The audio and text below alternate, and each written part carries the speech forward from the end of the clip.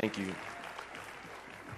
Thank you so much for that generous introduction, and thank you all for coming out at noon in Utah to help honor the life and legacy and memory of the great Martin Luther King Jr., someone in my estimation who is the greatest American ever produced.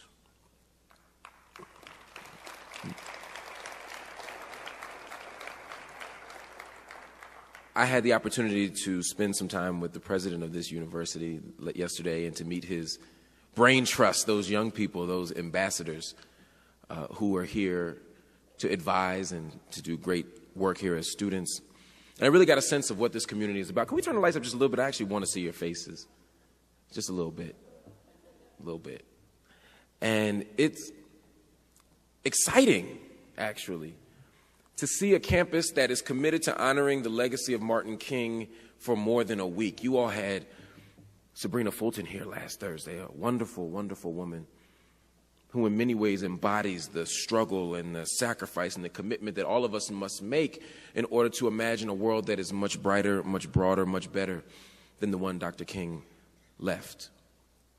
But the fact that that work is happening here in the campus for a week and even longer in terms of the planning and the organizing and the sacrifices that people had to make is a testimony to what's possible when a community of people, irrespective of race, class, gender, creed, decide that they want to make the world better. And they see the campus as a site for that kind of investigation, that type of activism, that type of intellectual project. You all should be applauded for the work that you do here. Not every campus does this. I travel the country quite a bit. And this is one of the few spaces that I've seen that have really tried to honor the life of Dr. King by making the word flesh, as it were, to not just talk about King's legacy, but to live it through service, through scholarship, through leadership. So I thank you all for giving me the opportunity to do that today. The exciting thing to me about talking about Dr. King is, of course, he's an easy subject to discuss. He's wonderful, he's brilliant. He is, in many ways, the patron saint of civil rights activism, not just for the country, but for the world. But he becomes doubly exciting to discuss in this moment.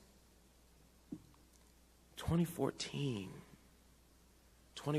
we're here discussing Martin Luther King. And so, as we think about Dr. King's legacy, it has to happen against the backdrop of 2014. The moment that we're in right now. Because if we don't set Dr. King's legacy against the backdrop of 2014, if we don't situate it within the political and social and cultural realities of the moment, we run the risk of doing something that Dr. King would never want us to do. And that is simply blindly celebrate him. That is to simply honor him as an extraordinary human being, to reduce him to some sort of civil rights action figure who came and marched and died. Instead, the legacy of Dr. King says that we must challenge ourselves to do more. We must challenge ourselves to reimagine him and reimagine the world in such a way that we produce greater outcomes. That, for me, is what makes this week so special. It's not a day of simple commemoration. It's a day of critical reflection, critical engagement, and in the spirit of Dr. King, mass action. Mass action. So, to do that mass action, we have to understand 2014. On the one hand, we have to understand that 2014 serves as a signpost of what is possible in the American democratic experiment. It is a signpost that America, in fact, has the ability to do wonderful things. We can't talk about Dr. King without talking about the age of Obama. The fact that 2 times, not once, but twice, a nation elected Barack Obama as its president. Now, whether you voted for him or you didn't, and we in Utah, so plenty of folk didn't. The fact that he stood there as the victor on November 4th, 2008, and once again on November 6th, 2012, suggests certain types of possibility, because when you think about Barack Obama, 2008, you're talking about just 100 plus years beyond an Emancipation Proclamation. You're talking about just 100 short years beyond a Plessy versus Ferguson that suggests that the nation can be separate but still equal. We're just a few decades beyond freedom rides where people's physical bodies were placed as a ransom for justice. We're just a few decades beyond a moment where segregated lunch counters were the prevailing idea and barking dogs and water hoses were sprayed upon people. People's very bodies were thrown in the way and the purpose of democracy. We're just 43 years beyond the Voting Rights Act of 1965 when Barack Obama is elected. Think about that. 43 years after the right to vote is certified and averred by the state, 43 years after black folk get full citizenship and the full spoils of democratic participation, the moment 43 years ago that black folk become Americans for real, one of our own babies becomes the leader of the most powerful empire in human history. That suggests the possibilities of democracy. That suggests the possibility of human growth and expansion. It means that we might live in a country that doesn't just grow old, but also grows up.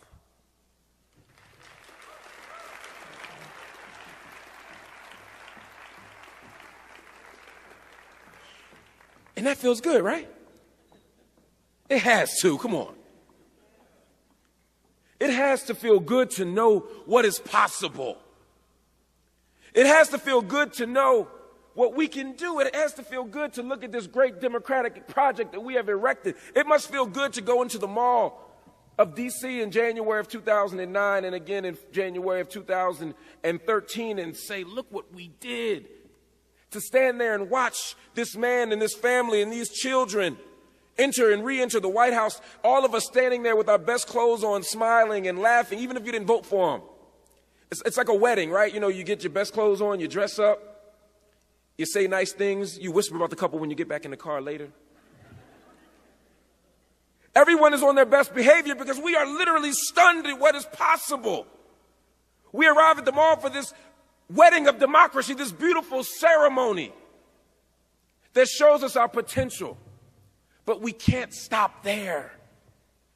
We can't become too self-satisfied. We can't simply pat ourselves in our collective democratic backs. No, we must move forward to the day after. The day after the ceremony, the day after the wedding, and do the work of repairing and healing and building and growing. Everybody's good at weddings. Not too many people are good at marriage.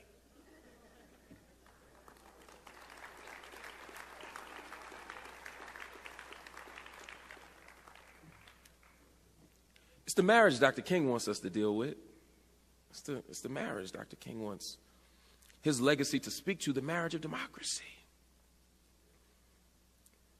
So when I sit here and have the opportunity to think and talk about King, I'm thinking, what can we do? What lessons does his legacy offer us such that we can keep this thing moving? I think the first lesson that Dr. King's legacy offers us is the lesson of deep listening. We live in a country that is obsessed with talking. There ain't no shortage of talking in this country. 24-hour cable news, blog, everybody got a blog. Students have Facebook, YouTube channels, Instagram pictures, Instagram accounts. They're taking selfies, photographs of their food.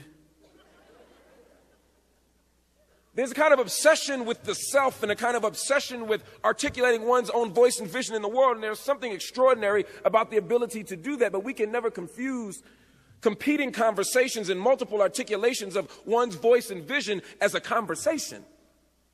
Because if I'm talking and you talking and I'm talking and you waiting for me to finish talking so you can say what you were going to say anyway, that's not a conversation. You can turn on, I spent the last 4 years on Fox News on the visiting team. And I've seen the conversation. I'm now on CNN. I see the conversation, MSNBC. I hear the conversation. It's multiple people talking, but nobody really listening. Charismatic speaking is easy. Charismatic listening requires a different level of commitment. And so when we look at the legacy of Dr. King, that's what we find. A commitment, a moral, ethical, and political commitment to charismatic listening. Dr. King's last birthday, he spends in January of 1968. He wakes up and he comes down the steps quite early. He gets dressed. He puts on his jeans. He puts on a windbreaker jacket. His has breakfast with his children. He goes immediately to Dexter Street Baptist Church. They have a small cake for him. They sing happy birthday to him, and then he begins the work. He meets with Chicano activists, trying to figure out how they can expand and thicken the freedom struggle so that we don't constantly imagine civil rights, and we should not imagine civil rights as like a black thing. Some of the most extraordinary legatees and beneficiaries of civil rights have been white men and white women and disabled folk and gay and lesbian brothers and sisters and Latino brothers and sisters. He wanted to expand and thicken the freedom struggle, so we never imagined it purely as a black thing. He listened. He met with anti-war activists, figuring out how we could stop this thing in Vietnam. He listened. He met with civil rights activists, trying to figure out how they could build on the gains of 64 and 65, wanted to plot out a new civil rights agenda. He listened.